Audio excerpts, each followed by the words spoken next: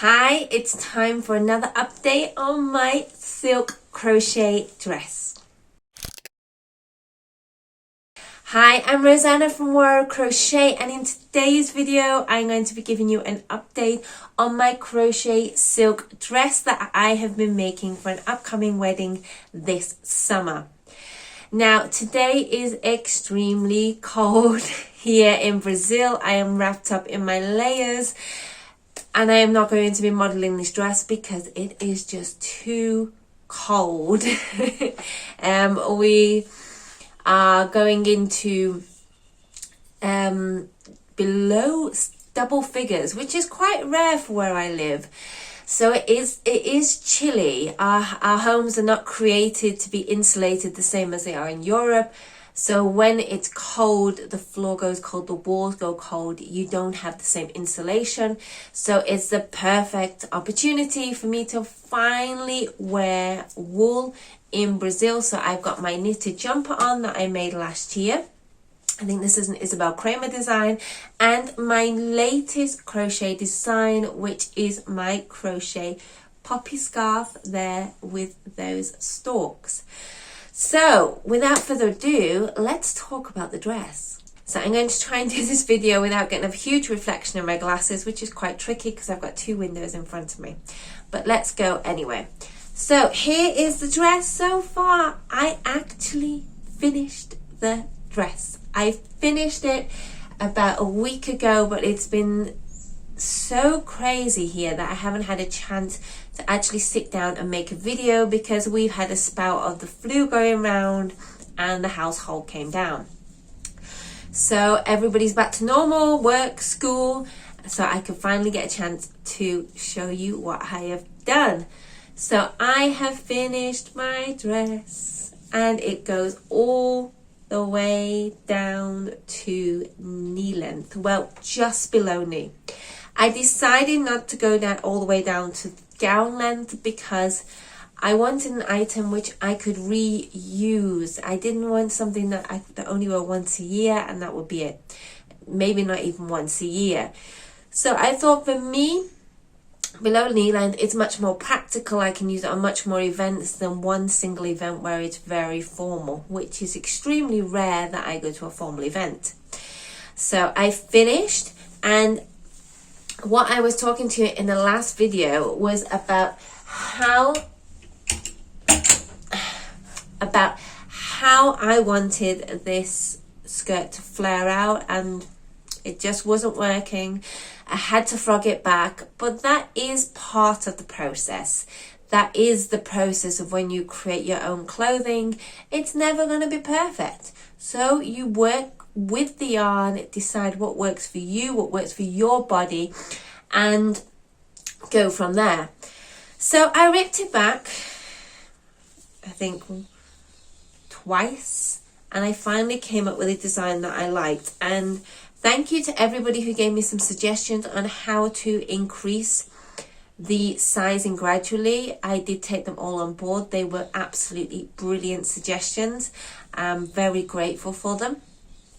So what I decided to do in the end was I wanted this to flare out. So instead of increasing the hook size, which some of you suggested, which was a brilliant idea, I wanted to keep the stitches the same. So instead, I increased the size of the pineapples.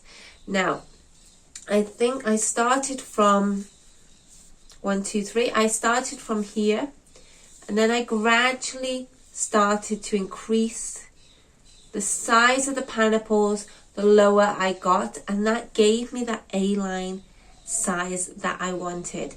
And the way the dress floats is beautiful. I'll put this up against me now so you can see, but I will not be putting it on. As I said, it's extremely cold. So here you can see the dress does flare out, and it is a much bigger skirt than it is at the waist, and it does have a beautiful flowing design. So once I had finished the dress, I replaced the ribbon belt, which I put in as temporary, and I made a simple crochet, single crochet belt, which I did, I think, 240 chains, or 241 for the turn to create 240, and just created a really, really simple crochet belt, which I went back and forth, I think, 2 times.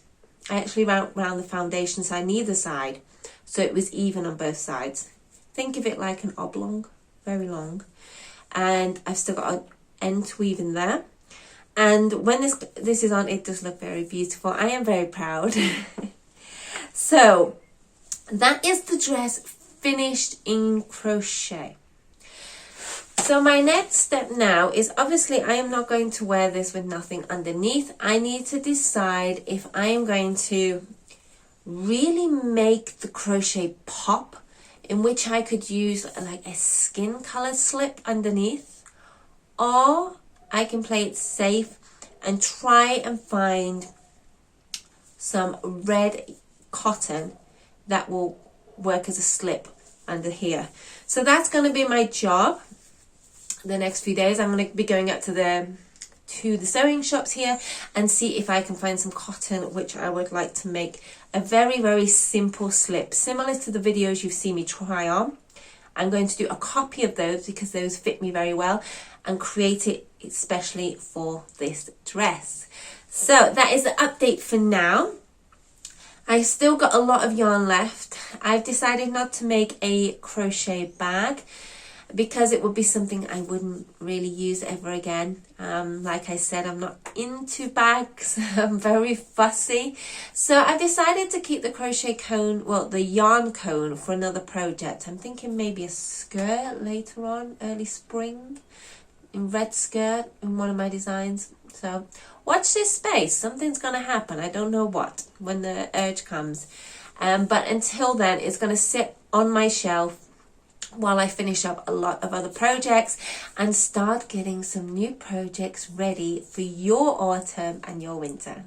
So I'm going to love you and leave you in this video. I hope you've enjoyed this little update, and hopefully in the next week or two I will be sharing the full update with me wearing this dress with some nice heels. Okay, I'm going to love you and leave you and see you in the next video. Bye.